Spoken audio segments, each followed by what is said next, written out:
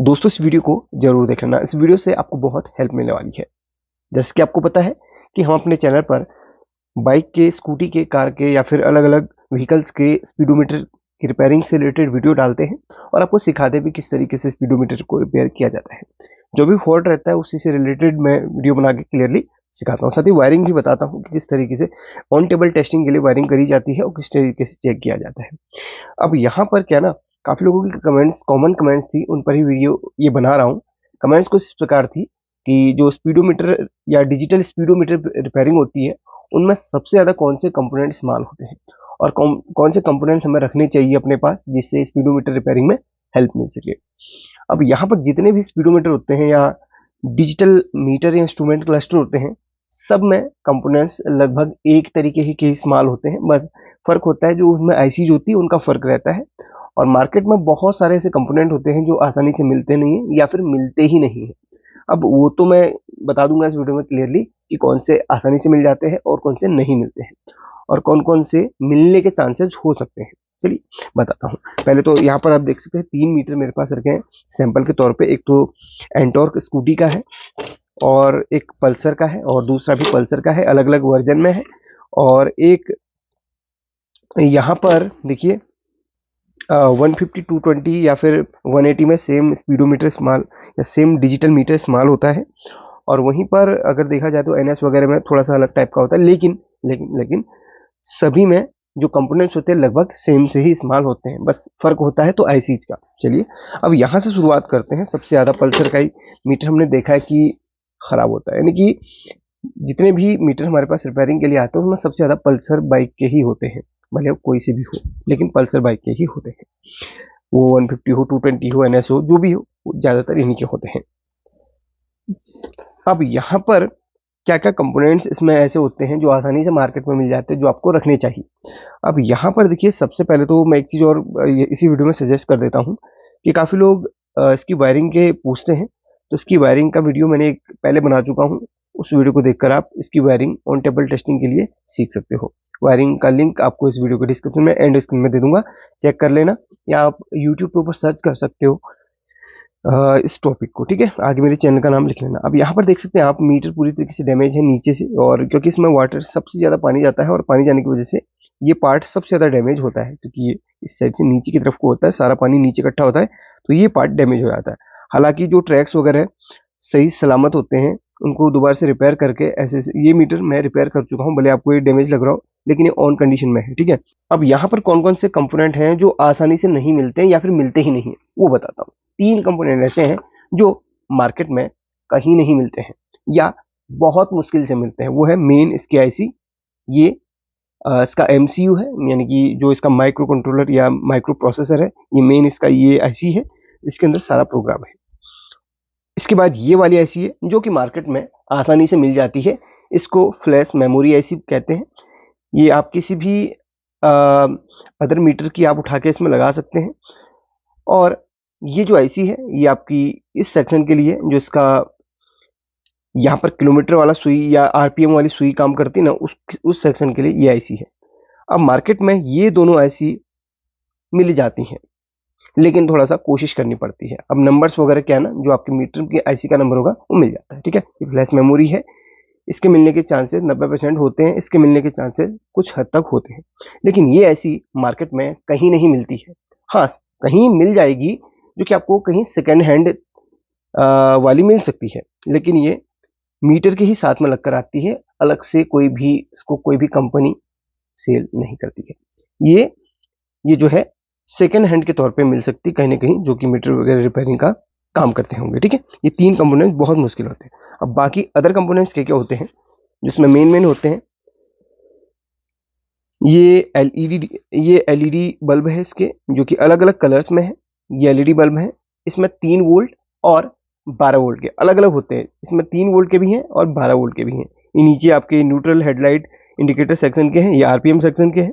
ये आपका जो ओवर आरपीएम होता है, ओवर जो आरपीएम का होता है वो होता है। और बाकी ये बैकलाइट नीचे, जो डिस्प्ले में नीचे बैकलाइट जलती है, वो वाले होते हैं। ये होते हैं 3 आपके वोल्ट के, और इधर पे 2 बल्ब होते 12 वोल्ट के। तो ये अलग अलग वोल्टेज के बल्ब आप खरीद के रख सकते हो, क्योंकि ये बहुत इंपॉर्टेंट होते हैं। काफ़ी बार मीटर में पानी जाने की वजह से डैमेज होता है तो रिप्लेस करने की नौबत आ जाती है। इसकी जगह पे अदर एलईडी भी आप लगा सकते हो जो कि सेम 3 या 12 वोल्ट के हों, चेक करके लगा सकते हो।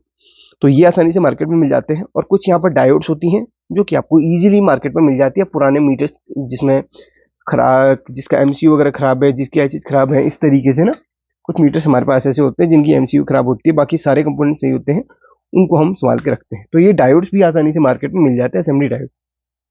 इन डायोड्स की जगह आप 1N4007 डायोड, जो बड़ी डायोड होती है, 1 रुपये में आ जाती है, 50 पैसे में आ जाती है, उन डायोड्स का भी इस्तेमाल कर सकते हैं। ठीक है, अब बात करते हैं ये छोटी डायोड की। ये भी मार्केट में आसानी से मिल जाती हैं, बस आप नंबर्स वगैरह इसके देख लेना, नोट कर लेना, इनको भी आप इजीली देख सकते हैं।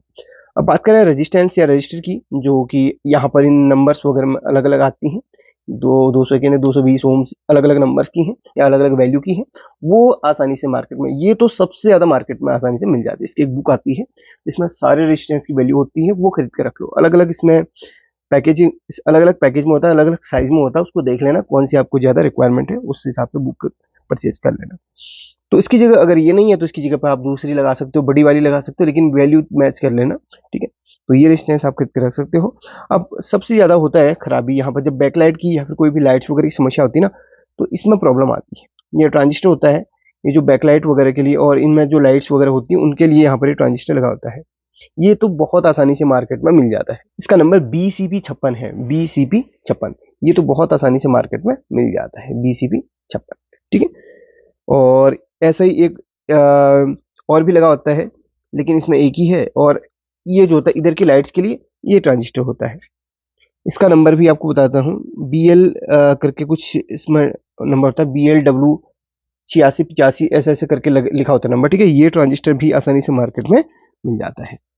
और बात करें इसमें मेन कंपोनेंट की, तो एक यहाँ पर देखिए रेगुलेटर है, जो कि जैसे आपने देखो ना 7805 12 वोल्ट इनपुट करो तो 5 वोल्ट आउटपुट करता है। वैसे 5 वोल्ट एक रेगुलेटर है, लेकिन थोड़ा सा ज़्यादा एम्पियर, ज़्यादा वोल्ट का होता है, यानी कि ज़्यादा ये सहन कर सकता है लोड को। तो ये वाला वैसे काफ़ी बार इधर पर 7805 लगा के भी काम चल जाता है, लेकिन पॉसिबल अगर इसके मिलने के चांसेस हों तो ये वाला आप खरीद लें। इसका नंबर वगैरह देख लेना किस नंबर का आपके उसमें लगा है।